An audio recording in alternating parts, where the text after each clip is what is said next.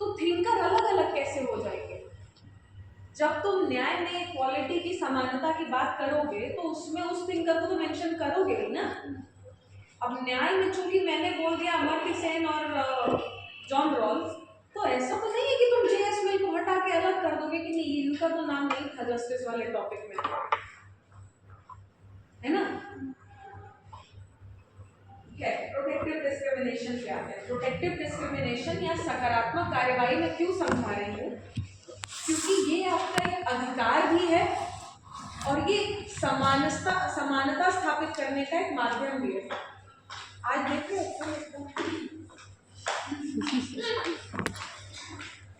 आज सब लोग भाई सुंदर बन गए हैं, कुछ तो है आज, कुछ तो है।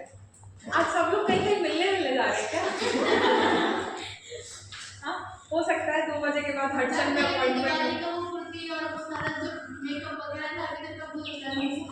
एक्सपायर होने से पहले लगाना भी तो पड़ता है मेकअप। नहीं हो सकता यहाँ से जाने के बाद हडसन में अपॉइंटमेंट हो लोगों का। अच्छी बात है, अच्छी बात। मतलब क्या ही उम्र ही है ये करने की, मतलब बुढ़ा जाओगे तो फिर क्या करोगे? अच्छी बात, good. I encourage. Just don't tell your parents that I encourage it. ना पत्थर वत्थर लेके आते हैं बिल्डिंग 2 महीने हमारी लड़कियों को बिगाड़ रही है मैडम है। तो आपको आरक्षण के पीछे की फिलॉसफी, अब आरक्षण पे आप लोगों का अलग अलग मत हो सकता है कि होने चाहिए, नहीं होने चाहिए, इतने नहीं होने चाहिए, इस तरीके से नहीं होने चाहिए, पर उसके पीछे की बेसिक फिलॉसफी को थोड़ा सा खोदने की कोशिश कीजिए। आपको क्यों लगता है कि क्यों एकदम शुरुआत में हमें जरूरत महसूस हुई होगी आरक्षण इंट्रोड्यूस करने? आखिर आरक्षण जो है वो समानता से भी रिलेटेड है, लिबर्टी से भी रिलेटेड है, स्वतंत्रता से, जस्टिस से भी रिलेटेड है। तो आखिर इसके पीछे कुछ तो कारण रहा होगा। आपको क्या लगता है क्या रहा? भेदभाव समाज में देखा गया, जैसे दलितों में होता है, दलितों में दलितों के बीच में था। जो नीचे वर्ग के लोग हैं उनको ऊपर भी उठाने के लिए, महिलाओं अपलिफ्ट करने के लिए। Yes ma'am. तो देखिए सबसे पहली बात है कि जस्टिस को इमेजिन करने का एक सीधा स्पष्ट तरीका है नंबर, कि इस कम्युनिटी के 98 लोग हैं, उस कम्युनिटी के 2 ही लोग हैं। एक तरीका ये होता है, पर जरूरी नहीं है कि वो सही तरीका हो। कभी कभी आपको नंबर नहीं अनुपात देखना पड़ता है, प्रोपोर्शन, है ना। जैसे आपके घर में 4-5 मेल मेंबर्स होंगे, पर जहां आपकी मम्मी की जबान चलने लग जाए उसके बाद सारे चुप हो जाते हैं, है ना।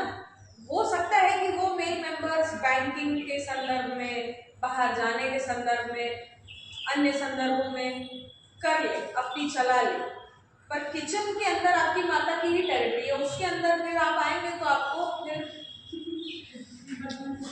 ब्रेड एंड बटर हो जाएगा, है ना।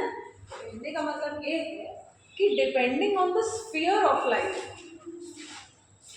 वॉल्यूम ऑफ पावर चेंज हो जाता है। कई कई चीजों में आपकी इतनी चलती है कि किसी की नहीं चलती।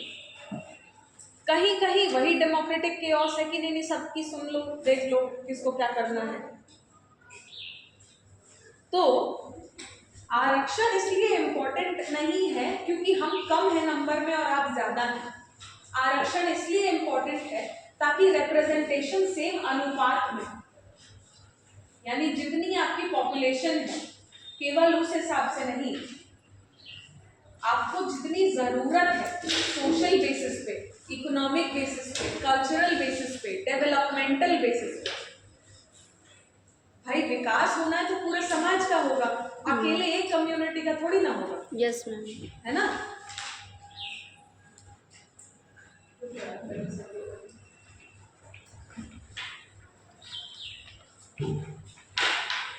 तो प्रोटेक्टिव डिस्क्रिमिनेशन क्या होता है कि प्रोटेक्टिव वर्ड पे आप थोड़ा सा फोकस कीजिए। एक होता है एफर्मेटिव एक्शन यानी पॉजिटिव डिस्क्रिमिनेशन, कहने का मतलब, इंग्लिश से डरिए मत, कहने का मतलब कि किसी को आगे बढ़ाओ कि नहीं तुम अप्लाई करो, तुम अप्लाई करो। दूसरा है एक किसी कम्युनिटी को बचा करके रखो। हमारे पास भारतीय संविधान में कई ऐसे प्रावधान हैं जो महिलाओं को एनकरेज करते हैं। हमने Yes, पॉजिटिव और नेगेटिव लिबर्टी पढ़ी है ना? Yes, ma'am. पॉजिटिव और नेगेटिव राइट्स भी थोड़ा बहुत देखा होगा पिछली बार। तो ये वही इंडिकेट करते हैं कि कुछ अधिकार आपके ऐसे हैं जो कहते हैं कि ये आपको फोर्स नहीं किया जाएगा करने के लिए, Yes, ma'am. या ये आपसे कोई करवा नहीं सकता। दूसरा अधिकार ये है कि ये किसके- आपसे कोई करेगा तो कोई रोकेगा, आप करिए फ्री। आप टोन देखिए उस अधिकार, है ना? दूसरा थोड़ा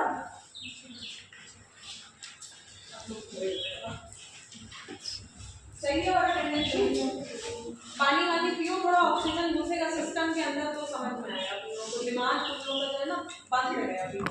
हर श्रृंगार का फूल जैसे रात को गिर जाता है ना, वैसे क्लास में आके उसका दिमाग बंद हो जाता है, जबकि उल्टा होना चाहिए। जब आप एग्जाम के लिए तैयारी करेंगे तो चाहे इक्वालिटी हो, लिबर्टी हो, जस्टिस हो, एक बार आरक्षण वाले सवाल पर थोड़ा सा आप विचार कर लीजिएगा, देख लीजिएगा, ठीक है? दूसरी बात मल्टीकल्चरलिज्म। मल्टीकल्चरलिज्म एक टॉपिक होगा, अब पता नहीं सिलेबस में वैसे प्रत्यक्ष, हाँ वही सेम है ना? तो मुझे नहीं पता कि सिलेबस में प्रत्यक्ष रूप से वो लिखा हुआ है या नहीं, पर मल्टीकल्चरलिज्म या फिर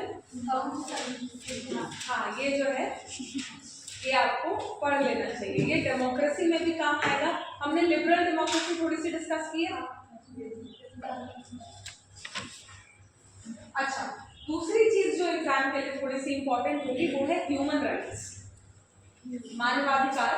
उनकी 3 जनरेशंस में डेवलपमेंट हुई है, तो उसको थोड़ा सा आप ध्यान से देख लीजिएगा, जरूर देख लीजिएगा। डेमोक्रेसी वाले टॉपिक में liberal democracy and it's critics, यानी उदार लोकतंत्र है ना, और उसके बारे में जो जो कहा है लोगों ने या उसका क्रिटिसिज्म जो है वो सब देख लीजिएगा। उसमें आप लोग जनरली यही लिखेंगे कि लिबरल डेमोक्रेसी या उदार लोकतंत्र एक ऐसी संकल्पना है जहां इंडिविजुअल को बड़ा प्रमोट किया जाता है। Yes ma'am.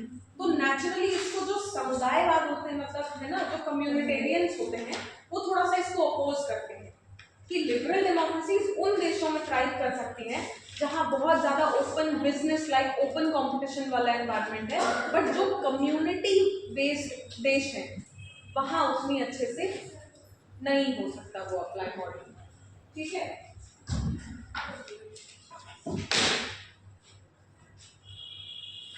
अब मुझे जो है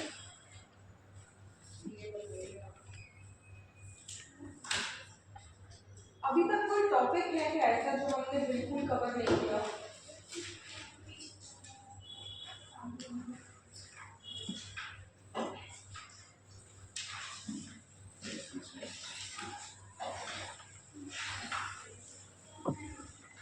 अच्छा, आप एक चीज जो अपने हर आंसर में कर सकते हैं वो ये है कि आपसे कोई लिबर्टी के बारे में पूछे, स्वतंत्रता के बारे में पूछे, जस्टिस के बारे में पूछे, 3-4 थिंकर ऐसे होते हैं या 3-4 स्कूल्स ऑफ थॉट होते हैं, जैसे मार्क्सियन। मार्क्सवादी क्या सोचते हैं भाई? मार्क्सवादी एक कॉमन टेम्पलेट है, कहीं भी चिपका दो सेम चीज बोलते हैं कि भाई वर्ग संघर्ष है। फेमिनिस्ट एक ही सी चीज बोलते हैं। आप पॉलिटिकल थ्योरी या इकोनॉमी, इंटरनेशनल रिलेशंस कहीं भी चले जाइए, जब आप इन स्कूल्स ऑफ थॉट का इंटरप्रिटेशन लिखेंगे तो आपको वो पढ़ने की भी जरूरत नहीं है। यू शुड नेचुरली नो कि ये क्या बोलेंगे, जैसे हमको पता होता है ना कि ये क्या बोलेंगे, इससे मत पूछो, ये तो हमें पता है क्या बोलेंगे। इस तरीके से मार्क्सवादी जो संकल्पना है न्याय की, उसमें बस ये है कि वर्ग संघर्ष है, रेवोल्यूशन होगा तभी ठीक ठाक से सब लोग रह पाएंगे, वरना नहीं रह पाएंगे। जो अभिजात वर्ग है वो इसलिए ज्यादा प्रॉस्पेरस है क्योंकि मीन्स ऑफ प्रोडक्शन जो है वो उनके पास है। आप लोगों को पता है ना कि मीन्स ऑफ प्रोडक्शन जब हम लोग बोलते हैं तो क्या मतलब है उस चीज का? दूसरा चीज मैंने भी नहीं पहचानी। मुझे भी जरूरत है। देखो ये वाले जो शब्द है ना हम लोग इतना हल्के में ले लेते हैं। मैं सोच के यही आती हूँ कि क्लास में ना मैं लंबा लंबा वाक्य पढ़ाऊंगी, पर मुझे आप सबकी शक्लों पे शब्दों को देख के इतना कंफ्यूजन नजर आता है कि मुझे लगता है हे भगवान कैसे चलेगा ये देश। हाँ, क्योंकि मैं भी कभी मतलब कई 50 साल पहले मैं भी ऐसे ही थी ना, मतलब टीचर मुझसे कुछ पूछती थी ये पता है, हाँ पता बताओ, वो असल में पता है बोल नहीं था, वो इज वेरी नेचुरल। पर सोशल साइंस यही है ना कि आपको जो चीज आती है वो चीज आपको आए ना, केवल आप समझा भी पाइए, वरना तो साइंस ही पढ़ लेते आप। आपसे कोई पूछता कि भाई डिस्पेंसेशन सस्पेंशन क्या होता है, आप ये लिख के बता देते ये। Social science is the art of explaining, of elaborating. पता तो सबको है यार, कोई समझो और दूसरे को भी समझो। हाँ अरे वाह इंग्लिश, नहीं बढ़िया गुड। नहीं अरे मेरी आदत है, कोई ऐसे इंग्लिश में बोल देता है तो मैं एक बार तो जरूर बोलती हूँ अच्छा इंग्लिश है ना, ठीक है, नहीं अच्छी बात है। तो कहने का मतलब ये है कि जब आप इन शब्दों को देखते हैं तो थिंकरों पे, कॉन्सेप्ट पे, इस पे उस पे फालतू चीजों पे फोकस करना कम कीजिए, उन शब्दों को समझने की कोशिश कीजिए। आखिर मुक्ति और स्वतंत्रता को सेम ही क्यों नहीं बोलते हैं, जबकि इंग्लिश वर्ड फ्रीडम ही है ना। फ्रीडम और लिबर्टी को इंटरचेंजेबली क्यों यूज करते हैं, एक शब्द भी तो हो ही सकता है। जब एंड और इफ और कैन और कुड अलग अलग शब्द हैं और इनका कोई सब्स्टिट्यूट नहीं है, तो फिर लिबर्टी और फ्रीडम को मिक्स करके क्यों यूज किया जाता है। इन सब चीजों पे थोड़ा सा विचार करना चाहिए। मैं बताने क्या वाली थी आपको, कैपिटल और मीन्स ऑफ प्रोडक्शन। मार्क्स की जो इंटरप्रिटेशन है जस्टिस की, वो समझनी आपके लिए क्यों इम्पोर्टेंट है मैं बताती हूँ। मार्क्स जब कहते हैं कि वर्ग संघर्ष, तो वो कौन से वर्गों की बात करते हैं, कैपिटलिस्ट और वो टेक्निकली बोलते हैं बुर्जुआ वर्ग और सर्वहारा वर्ग। अब इनहेरेंटली अंतर्निहित तरीके से यही है, पर जो टर्म वो यूज करते हैं वो है प्रोलेटेरिएट और बुर्जुआजी, है ना। अब वहीं से आया है जब आजकल इंस्टाग्राम पे चलने लग गया है बूजी। इंस्टाग्राम पे एक्टिव रहा करो, वहां से भी काफी सीखने को मिलता है भाई। एक फ्री टिप दे रही हूँ, कभी भी आप किसी इंटरव्यू में जाओ और आपसे कोई पूछे मूवी, इंस्टाग्राम, उसके बारे में, तो सीधा बनने के चक्कर में कभी गधों की तरह ये मत बोल के आएगा मैं तो मूवी देखती हूँ, वो आपको सही में गधा समझ लेगा। क्योंकि मूवीज कंटेंट आपके समाज को पुश कर रहे हैं एक दूसरी दिशा में। अगर आप अनभिज्ञ हैं उन डेवलपमेंट से तो आप फिर गधा हैं, ठीक है। तो कभी भी जैसे शुरू में फैशन चला करता था, ये मेरे समय में तो ये फैशन था, किसी लड़की से पूछ लिया जाए कि और कौन सी हीरोइन पसंद है, मैं तो चंदन का लेप लगाती हूँ, मुझे तो हीरोइन पता ही नहीं। फिल्में मैं नहीं देखती। मेरी मम्मी कहती है लड़कियां बिगड़ जाती हैं, गधा समझेंगे आपको।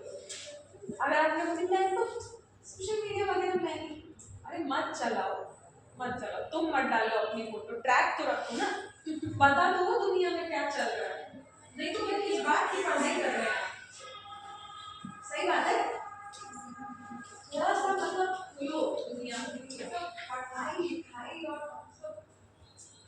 it's not going to work if you don't have open eyes and open ears, ठीक है। देखो पूरा बोला कभी ना अकेले नहीं होगा, ना भाई साथ में ना नहीं मीम नहीं देखा क्या वो?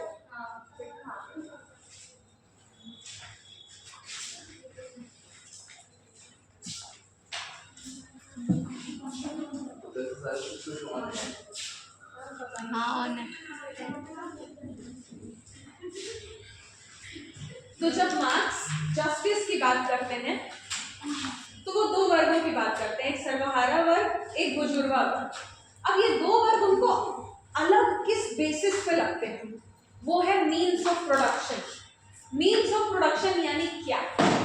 भाई आप जो है वो वर्किंग क्लास है, आपके माँ बाप करेंगे नौकरी या छोटा मोटा लेबर या छोटा मोटा कुछ बिजनेस, है ना, किराने की दुकान, एनीथिंग, मतलब not bigger than that. But जो वर्क उनको रूल कर रहा है ना, जो बड़ी बड़ी फैक्ट्रीज, बड़े बड़े कॉर्पोरेट्स, है ना, जिनके पास सबसे ज्यादा पैसा है। अच्छा, पैसा अपने आप में सिर्फ वैसी चीज नहीं होती है जिससे आप नई नई चीजें खोल सकते हैं या इन्वेस्ट कर सकते हैं। पैसा अपने आप में एक ऐसी चीज है जो चाहे आप खर्च करें चाहे ना करें, आपको पावरफुल बना देता है। जैसे कुछ लोग आपने देखे हैं तो फालतू में, उसमें से मैं भी एक हूँ, कि मतलब मैं पैसा बहुत खर्च नहीं करती हूँ, पर मुझे बस देखना बहुत पसंद है। मैं मतलब अभी भी मैं आती है मेरी सैलरी हर महीने 30 तारीख को, फिर भी मैं अपने पिता के पास जाती हूँ भीख मांगने कि प्लीज। फिर नेगोशिएशन चलता है कि नहीं अच्छा 1000 मत लो, 800 ले लो। अच्छा नहीं जानना आपकी ना मेरी 900 पे फाइनल कीजिए। है मेरे पास पैसा, है ना, जरूरत से मेरी थोड़ी सी ज्यादा ही है, लेकिन मुझे लगता है आ रहा है तो आने दो। क्या तो ये लालच है। हाँ मतलब अच्छा, और कमाती हूँ, मुझे मालूम है रेंट पे रहती हूँ तो रेंट तो देना पड़ेगा, पर जब जाता है तो पता नहीं ऐसे दिल का एक हिस्सा जैसे निकल जाता है। मैं आपको क्यों ये चीजें बता रही हूँ, क्योंकि ये चीजें are inherently political in nature. ये सब जो आपको पर्सनल चीजें लगती है ना, ये एक्चुअली बहुत पॉलिटिकल होती है। आखिर पैसा जब एक इतनी मटेरियल चीज है तो आपको उससे अलग होने में इतनी दिक्कत क्यों होती है? मतलब चाहिए आपको सब कुछ, है ना, लेकिन पैसा देने का मन नहीं करता है। क्यों? क्योंकि somehow जब आपके बैंक अकाउंट में हरा हरा दिखता है ना, तो आता है मजा। देखते हो, मतलब कभी जीन्स से कभी 10 रुपए का नोट निकल के आ जाए तो वाह वाह वाह वाह वाह, आज तो दिन ही अच्छा हो गया। मुझे नहीं लगता कि अगर पॉकेट से एक पैकेट नमकीन निकल आए तो उतनी खुशी होगी, जबकि वैल्यू सेम है। इमेजिन दिस, आपके पॉकेट से एक दिन एक डेयरी मिल्क निकल के आ जाए पिघली हुई और सब कुछ, क्योंकि आप इतना बैठे हैं उस चीज पे, सब कुछ 10 रुपए की ही डेयरी मिल्क हो, पर उसके बदले 10 रुपए निकल के आ जाए तो you will be on top of the moon. मतलब इन्फ्लेशन आप गिन लीजिए तो चलिए 100 रुपए कर लीजिए आप उसको, मतलब 10 रुपए मेरे समय में तो भाई मतलब 10 रुपए was like oh my God, I will leave my job, है ना। बट आपको उस चीज से अलग होने में इतना समय क्यों लगता है, इतना कष्ट क्यों होता है? क्योंकि वो आपको एक टेम्पररी सेंस ऑफ ओनरशिप देता है, एक टेम्पररी सेंस ऑफ पावर देता है ना। पैसा चीज ऐसी जो आपको समहाउ पावरफुल फील कराता है। और पॉलिटिक्स क्या है? Struggle for power. पॉलिटिक्स कुछ नहीं है। कभी भी जब आपको पॉलिटिक्स के बारे में पूछा जाए कि क्या है, और जनरली लड़के और घर के मर्द ही सब फालतू सवाल करते हैं टेस्ट करने के लिए आपको कि लड़की ये कितना जानती होगी। होता है भाई, होता है, डेली होता है। आप पॉलिटिकल साइंस ऑनर्स कर रहे होंगे, लेकिन किसी मतलब सब्जी वाले से आपके पिता डिस्कस करके आ जाएंगे कि कौन जीत रहा है, पर आपसे नहीं पूछेंगे। It is real. मेरी पीएचडी इलेक्शन स्ट्रेटेजी में थी भाई, मतलब नेताओं पे इलेक्शन पे मेरी पीएचडी थी। लोकसभा इलेक्शन में मुझे किसी ने नहीं पूछा मेरे ओपिनियन के बारे में।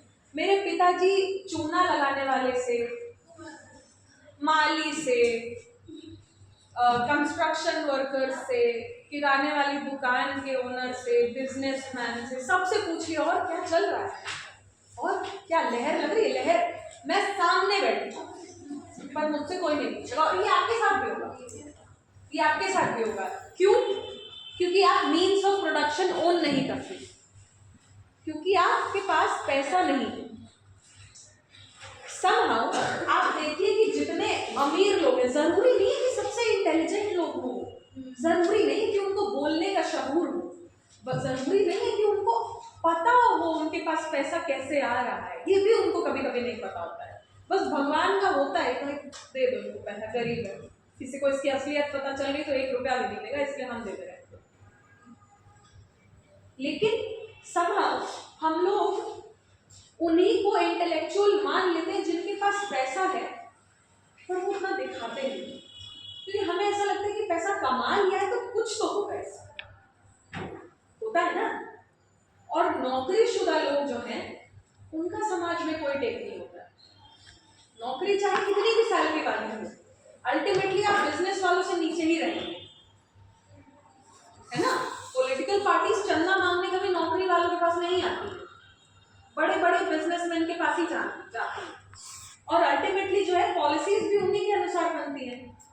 अब मैं आपको इस दिशा में क्यों लेके जा रही हूँ, क्योंकि सारे कॉन्स्टिट्यूशनल प्रोविजन, सारे संवैधानिक प्रावधानों के बाद क्या ये ठीक है? संविधान के हिसाब से तो आप लोग बराबर के सिटीजन्स हुए ना। पहले आपके साथ पहला अन्याय ये हुआ कि आप लड़की पैदा हो गई, दूसरा अन्याय ये पैदा हुआ कि आप एक साधारण से हाउस होल्ड में पैदा हो गए, और ये दोनों जो कारण है मिल के आपकी पूरी जिंदगी की कहानी लिखेंगे, जिसमें आपके साथ पीढ़ियों पीढ़ियों तक अन्याय होगा। लिखवा के लिए होगा ना, चेक करते हैं ना आप लोग, कहीं कुछ दिख तो नहीं रहा है, चेक करते हैं ना आप लोग ऐसे से वॉशरूम से आते हैं कि नहीं कुर्ता ठीक तो है। लड़के खुली जिप लेके घूमते हैं सड़क पे, भूल जाते हैं, पैंट उतनी जा रही होती है, पैंट जो स्टाइल है मैम बैक साइड से, नहीं स्टाइल तो है ही, है ना। तो अच्छा ये चीज़ें मैं क्लास में इसलिए डिस्कस कर रही हूँ क्योंकि पढ़ने को आप SLA में भी पढ़ लेंगे, उसको अप्लाई कैसे करना है वो मैं बता रही हूँ, कि उसको पर्सनलाइज करो उस एक्सपीरियंस को, है ना। अच्छा हम मल्टीकल्चरलिज्म की बात कर रहे थे ना थोड़ी थोड़ी। मुझे पता है कि मैं थोड़ा मिक्स सॉस पास्ता बना देती हूँ इस टॉपिक को उस टॉपिक में घाल मेल करके थोड़ा सा, है ना, मैगी की सब्जी बना देती हूँ, पर इसी तरीके से पढ़ा जाता है, अलग अलग अलग अलग करके पढ़ते हैं करके। एनीवे, तो जो भी हमने लिबरल कॉन्सेप्ट के बारे में पढ़ा है वो चीज हर सोसाइटी में नहीं एक्सेप्टेबल है। क्यों? क्योंकि कम्युनिटी या ग्रुप भी कोई चीज होती है ना।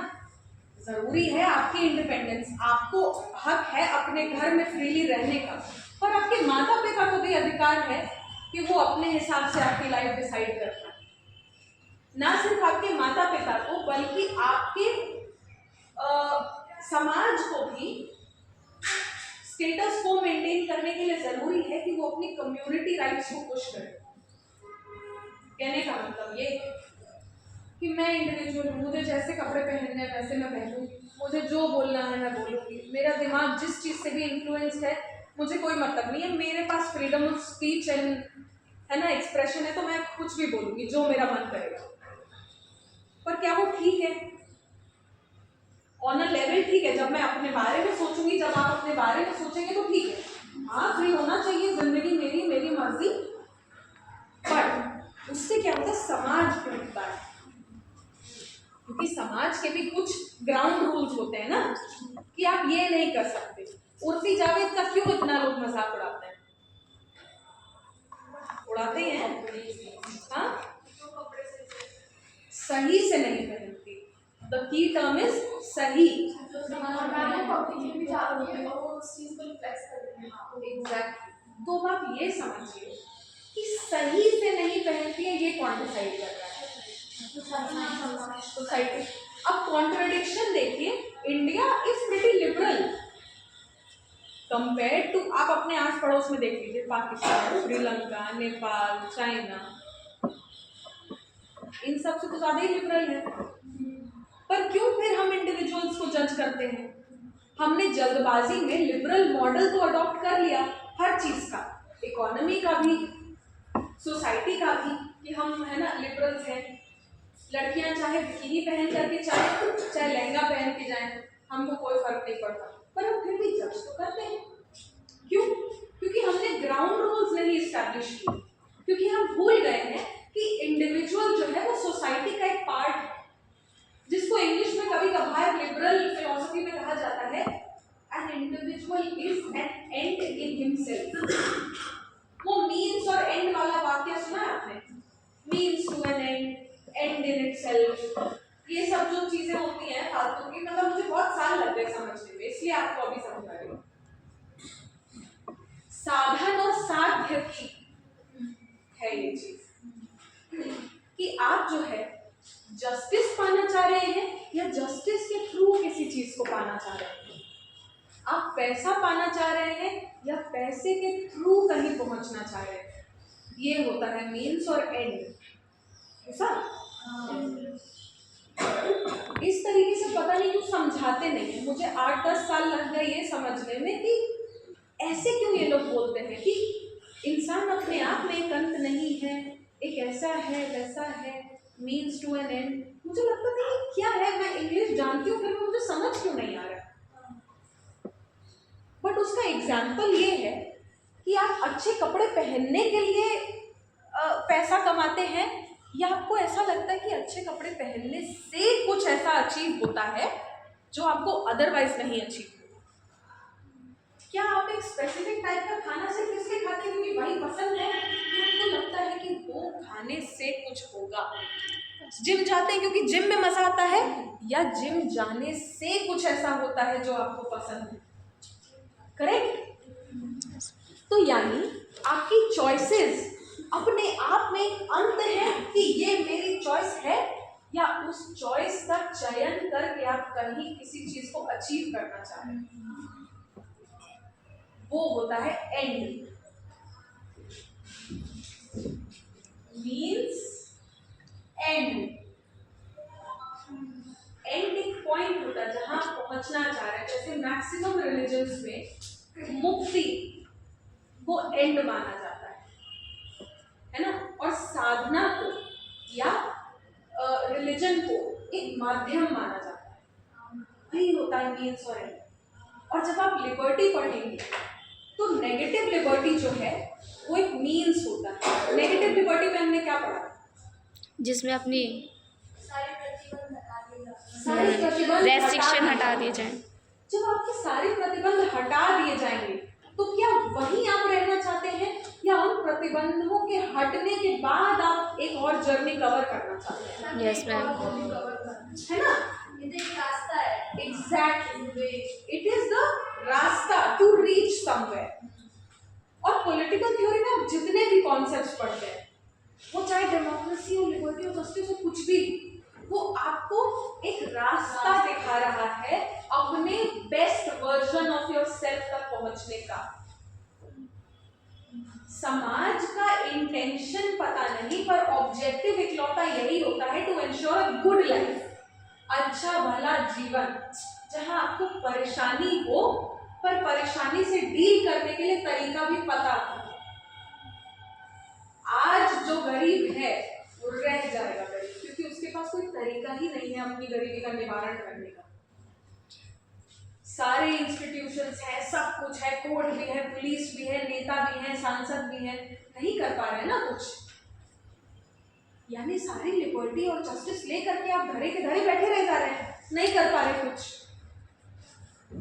तो ये जो political theory concepts and debates है ना, ये डिबेट यही है कि क्या लिबर्टी इसलिए चाहिए हमें क्योंकि लिबर्टी चाहिए और यही है बस, ये अंत है, या लिबर्टी प्राप्त करने के बाद हम एक ऐसी किसी जर्नी पर जाना चाहते हैं जहां हमें सेल्फ फुलफिलमेंट फील हो। ये साधन है, लिबर्टी और फ्रीडम और इक्वालिटी एक साधन है जिससे हम अपने बेस्ट वर्जन तक पहुंच सकें। ठीक है। और जब आप लोग इंडिविजुअली ये एक्सपीरियंस करेंगे कि हाँ मैं फ्री हूँ, हाँ मैं इक्वल हूँ, हाँ मैं फ्री हूँ, मैं ठीक ठाक सिचुएशन में हूँ, तो आप एज ए समाज आगे बढ़ेंगे। लिबर्टी आपको इंडिविजुअली देना इसलिए ज़रूरी है ताकि आपकी अपनी अपनी आइडेंटिटी बन पाए। पर आपकी अपनी अपनी आइडेंटिटी बनाना इसलिए ज़रूरी है ताकि आप एज अ सोसाइटी आगे बढ़ पाएँ। Individual liberty is not the end, individual liberty is a medium, individual liberty is a method to ensure कि आप एज अ सोसाइटी आगे की जर्नी कवर करें। क्योंकि इस समाज में अगर एक इंसान भी ऐसा है जो फ्री नहीं महसूस कर रहा है तो वो समाज की लिबर्टी का फेलियर है। और यही लिबर्टी, यही जस्टिस इंश्योर करने के लिए हमारे पास संविधान है, हमारे पास दुनिया भर के इंस्टीट्यूशंस हैं, जैसे कोर्ट्स, जैसे एग्जीक्यूटिव, जैसे विधायिका, कार्यपालिका जो हम पढ़ते हैं, लेजिस्लेचर, एग्जीक्यूटिव, जुडिशरी, कोर्ट्स हैं, ट्रिब्यूनल्स हैं, पार्लियामेंट है। ठीक है, ये सब समझ में आ रहा है ना आपको? तो जब आप इन बातों को ध्यान में रख के अलग अलग थिंकर्स की इंटरप्रिटेशन पढ़ेंगे, अब जैसे फेमिनिस्ट इंटरप्रिटेशन हर जगह बस यही है कि हम इक्वल नहीं है, हम लोग को सेम बना दिया गया। लड़का और लड़की बराबर होते हैं, सेम थोड़ी ना होते हैं।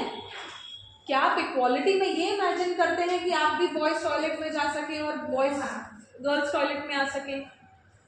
क्या आप ये इमेजिन करते हैं कि जब जो है मतलब कहीं भी जहाँ लड़कियों और लड़कों की जगह अलग अलग है वहाँ सब साथ में रहें? ये तो नहीं होता है ऑब्जेक्टिव। ऑब्जेक्टिव ये होता है कि मैं सिर्फ एक लड़की नहीं हूँ।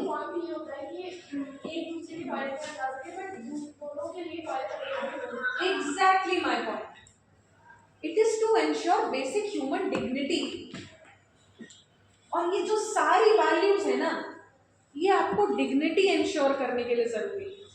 तो अब इसका आप अलग अलग नाम रख सकते हैं, नेचुरल राइट्स, ह्यूमन राइट्स, ये वो हेम टेम, but the basic intention is कि आप डिग्निटी से अपना जीवन जी सकें। अगर आप पैदा हुए हैं तो आप मरने के लिए पैदा नहीं हुए हैं, आप पैदा हुए हैं खुश रहने के लिए, फ्री रहने के लिए, एक न्यायपूर्ण समाज में रहने के लिए, ताकि आप समाज से उतना ले सकें और उतना ही दे भी सकें, ताकि आपसे कोई एक्सपेक्टेशन हो एक सिटीजन के नाम पर। आपको अगर कोई ऐसा बताए कि सिटीजन एज ए सिटीजन तुम्हारी ये ड्यूटी है, तो आपको उतना ही मिलेगी, ताकि आपको एक स्टेक होल्डर जैसा फील हो कि मैं इतना देता क्यों रहूं, मुझे भी तो कुछ मिले।